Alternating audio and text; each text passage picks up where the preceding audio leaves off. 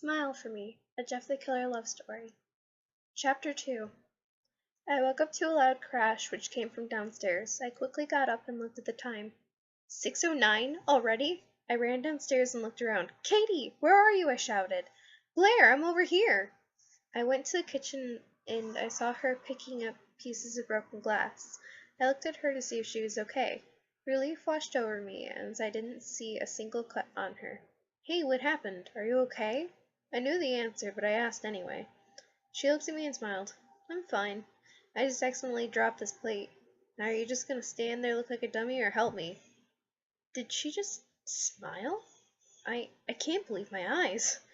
I went over to her as I helped her in picking up the bits of glass. After all that, I looked at her with a confused look. Katie, you sure you're alright? Yeah, why? You're not acting like yourself at all. She really wasn't, but I kinda liked the way she was acting. She looked at me and smiled. What do you mean, silly? I'm always like this. Yeah, right.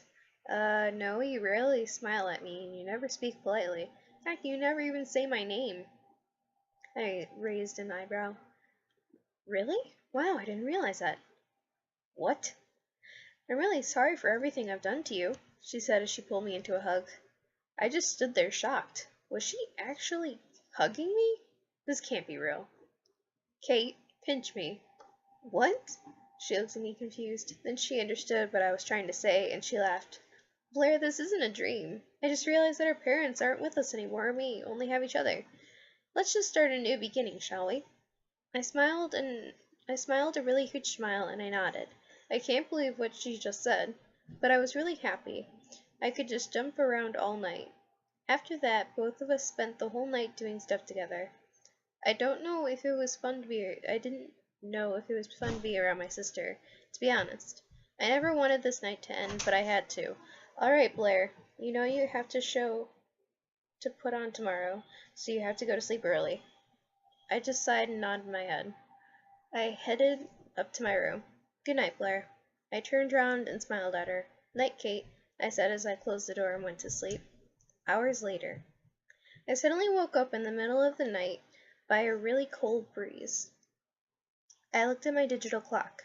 2:17? Great. I looked over to my window to see that it was opened. That's weird. I could have sworn I closed everything. I went over and closed it. I suddenly got the feeling that I was being watched again, only this time it was stronger. Oh no, someone's behind me. I quickly turned around but saw no one. I ran and jumped back into my bed and pulled the covers over me. I was closing my eyes really tightly so I could only see black.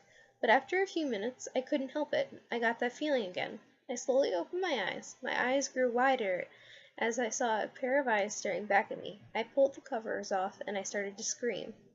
He lunged at me, covered my mouth with his hand. I looked at him in horror as I saw his identity. His eyes were bigger than normal, with black rings around it, which shows that his eyelids were burnt off. His skin looked whiter than snow, but the creepiest part was a smile cut across his face. Why did he look so familiar?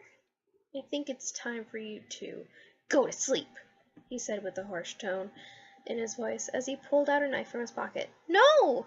I screamed as I kicked him off of me and ran towards the door. But before I could even touch the knob, he grabbed my wrist and pulled me towards him, holding the knife onto my neck. I kept struggling, but it was no use. He was too strong. He just chuckled. Any last words? Before I could say anything, my door slammed open as Kate came in. Blair, what happened? I heard you scream. Are you all right? I looked around the room to see where he was, but there was no sign of him. He was gone in a blink of an eye. Blair, answer me! I looked at her and smiled. Oh, it was nothing. I just had a nightmare, that's all. I lied. But why did I? She just kept staring at me for a minute. Then she sighed and shook her head. Oh, okay then. Just go back to sleep, okay? She looked at me worried. I just nodded as she closed the door. I went back to my bed and pulled the covers. But I couldn't sleep. I just kept thinking of what just happened. That guy. He couldn't be real. He just couldn't. But if he was, then was he really Jeff? There were so many things I didn't understand at that moment. I was totally confused. How can he be real? He's just a made-up character. Him along with the rest of the creepypastas. Wait, if he's real, does that mean others are real too? I started shaking like crazy now. The thought of those killers being real, the thought of them killing people in their own disgusting way. I couldn't get all the answers, which was driving me crazy. I saw the sun rising and heard the alarm buzzing. Great, I barely even slept. Oh my god, we're supposed to perform at school today. Shit, shit, shit! Well, this is going to be a crazy day. Alright guys, that's chapter 2, sorry, of Smile For Me, a Jeff the Killer love story. Sorry that this is a late update. I was going to post this chapter on Friday, but was super busy. So you're just getting it now, I guess. If you are enjoying the story, give me a thumbs up and please subscribe. And if you have any other creepypasta love stories that you would like me to read, I would gladly do so. Bye!